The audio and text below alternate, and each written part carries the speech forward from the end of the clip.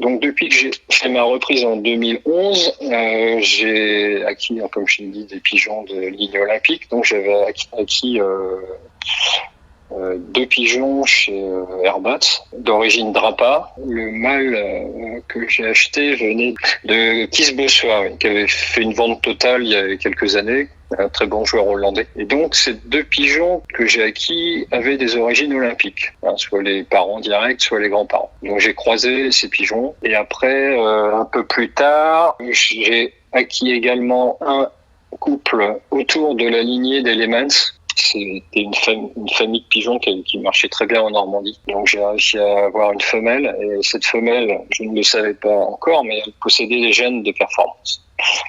Donc en fait, à partir de cette femelle, et en l'accouplant avec un mâle de chez Michel de Becker, j'ai réussi à élever toute une série de super pigeons, dont Olympic Cannonball, qui a été pigeon national et qui a fait une pré-olympiade et une olympiade à Budapest en 2015 où il était premier national chaque fois, ainsi que des frères et sœurs. Et donc ça, c'est toute une partie de mon colombier est basée sur ces pigeons-là. Et sur ces pigeons, j'ai pu acheter pour croiser évidemment, des pigeons sur Pipa.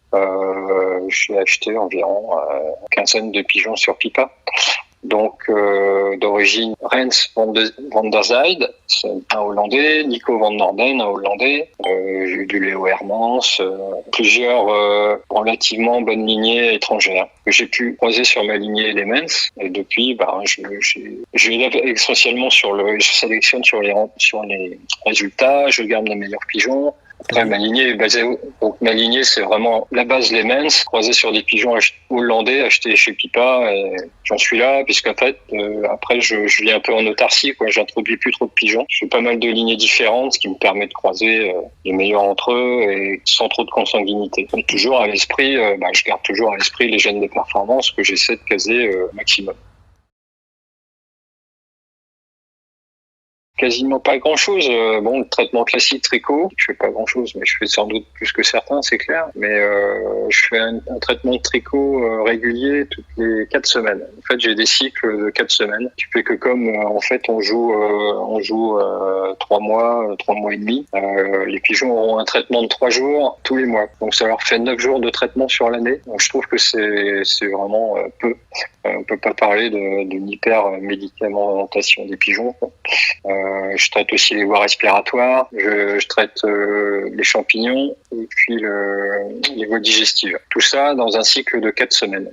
Et j'alterne 4 produits en fait, pendant 3 mois. Ce qui fait que les pigeons ont ces produits 9 à 12 jours par an, ce qui est vraiment ridicule. Mais en fait, ils sont toujours en parfaite santé. Et en dehors de la période de concours, il n'y a jamais aucun traitement, si ce n'est les vaccinations.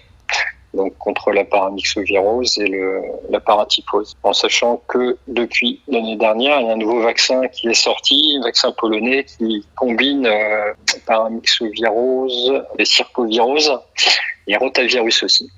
Donc des maladies peuvent toucher plus sérieusement les pigeons, ce qu'on appelle la maladie des jeunes pigeons.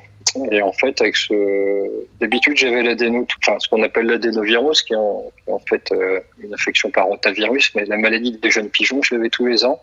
Et l'année passée, j'ai vacciné avec ce vaccin, et les pigeons étaient en forme toute l'année. Il n'y a pas eu de trace de maladie de jeunes pigeons. Donc c'est assez récent, c'est un laboratoire polonais qui fait ces vaccins. J'en ai aussi parlé sur mes blogs. Ça devient accessible à tout le monde. Mais encore faut-il prendre la peine d'aller lire deux, trois lignes dans les bons articles.